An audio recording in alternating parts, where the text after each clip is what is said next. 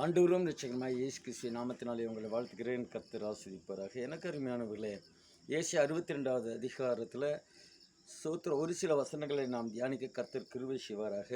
எருசலேமே, உன் மதில்கள் மேல் பகல் முழுவதும் முழுவதும் ஒரு காலும் மௌனமாய் இராத ஜாமக்காரரை கட்டளையிடுகிறேன். கர்த்தரை பிரஸ்தாபம் பண்ணுகிறவர்களே, நீங்கள் அமெரிக்கையாய் இருக்கலாகாது. எனக்கு அருமையானவர்களே, இங்கே கர்த்தர் சொல்லுகிறார், இஸ்ரவேல் ஜனங்களுக்கு கர்த்தரை நம்புகிறவர்களுக்காக அவர் எழுதி கொடுத்திருக்கிறார். எருசலேமே, பரிசுத்த கூட்டமே, பரிசுத்த சபையே, உன் மதில்கள் மேல் உன் பகல் முழு ஒரு கால் மன ஜாமக்காரர் கட்டளையிடுகிறேன். ஜாமக்காரராய் இருக்க வேண்டும் என்று கர்த்தர் விரும்புகிறார். விசுவாசிகள், ஊழியக்காரர்கள், ஜனங்களுக்காக பரிதபிக்கிற முழுவதும் முழித்து ஜாமக்காரரை போல, காவல்காரரை போல விழித்திருந்து பாதுகாக்கப்பட வேண்டும் என்று கர்த்தர் கட்டளையிடுகிறார். இரட்சிக்கப்பட்ட ஜனமே, பாக்கியவானே, நாம் இரவிலே இதோ பரிசுத்த கூட்டமாய் இருக்கிறவர்கள் மதில்கள் மேல், மதிலில் நின்னா வெளிப்பக்கமும் தெரியும், உள்பக்கமும் தெரியும். ஒரு காம்பவுண்ட் சுவரில் ஒரு மனுஷன் நிற்பானால் வெளிப்பக்கமும் தெரியும், உள்பக்கமும் தெரியும். வெளியில் இருக்கிற ஜனங்களையும் எருசலேமுக்குள்ளாக இருக்கிற ஜனங்களையும் காணும்படியாய் கர்த்தர் ஜாமக்காரரை வைக்க விரும்புகிறார். அந்த ஜாமக்காரர் தான் பரிசுத்தவான்கள். அந்த ஜாமக்காரர் தான் நீதியை நிறைவேற்றினவர்கள். அந்த ஜாமக்காரர் தான் ஊழியக்காரர்கள். அந்த ஜாமக்காரர் தான் விசுவாசிகள். அவரை வைக்கிறார். முழுது ஒரு காலம் மௌனமாயிராத ஜாமக்காரரை கட்டளையிடுகிறேன். ஒரு நாளும் மௌனமாயிராத, ஒரு நாளும் சோர்ந்து போகாத, ஒரு நாளும் சும்மா இல்லாதபடி இருக்கிறவர்களை கர்த்தர் கட்டளையிடுகிறார். எருசலேமே, பரிசுத்த கூட்டமே, சபையே, இதோ மௌனமா இருக்கிற காலம் அல்ல.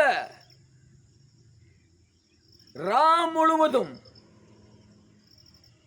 ஒரு காலம் மௌனமாயிராத ஜாமக்காரர். அவர்கள் யாருங்க? யாரோ ஒருவரா? நீங்கள் கவனித்திருப்ப உங்கள் வீட்டுக்கு சுற்றில் அந்த இரவு 10 மணி 12 மணிக்கு ஒரு மனுஷன் குடுகுடுப்பைக்காரர் வருவார் ஜாமத்தில். இந்த ஜாமத்தில் வந்து தான் ஏதோ நல்லது நடக்காதுன்னு சொல்லிட்டு போவாங்க. அவர்களை விட நாம் மேலானவர்கள். அவர்களை விட பரிசுத்த எருசலேம் சபையார் நீங்களும் நானும். ஒரு காலம் மௌனமாயிராத ஜாமக்காரர்.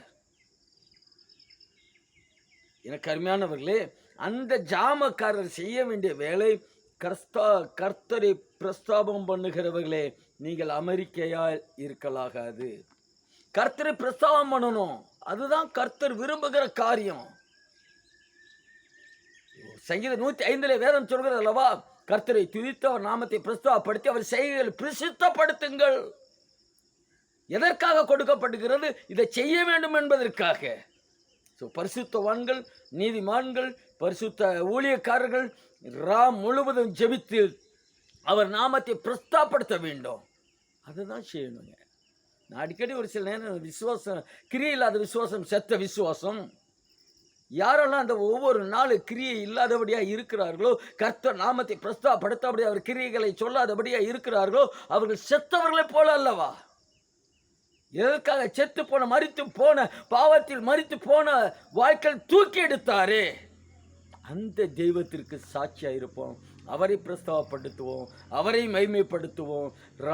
முழுவதும் மௌனமாயிராத, ராத்திரியில் தூக்கத்தை வெறுத்து ஜெபிக்கிறவர்களாய் மாறுவோம். கர்த்தர் உங்களை ஆசீர்வதிப்பாராக.